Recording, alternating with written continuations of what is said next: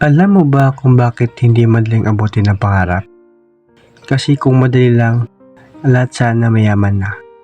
Lahat sana masaya. Lahat sana kontento. Pero hindi ganon ang realidad. Yung pangarap mo, hindi lang yan basta-basta pangarap.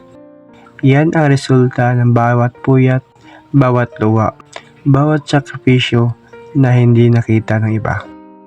Hindi ka lang basta nangarap, lumalaban ka kahit walang suporta, kahit natawanan ka, kahit sinasabing hindi yan para sa'yo. Pero hindi nila alam, habang sila nagpapahinga, ikaw nagpupursige. Habang sila nanood ng buhay ng iba, ikaw binubuo ang sarili mong kwento.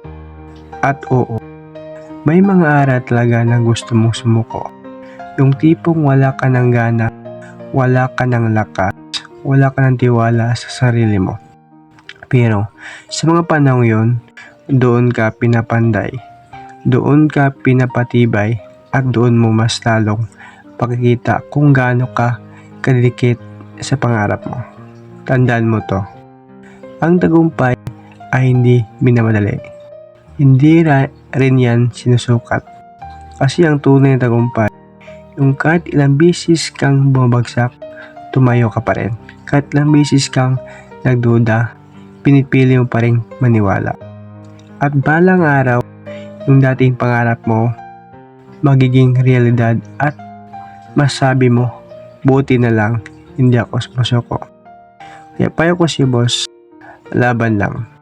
At laging magtiwala sa Diyos. God bless you.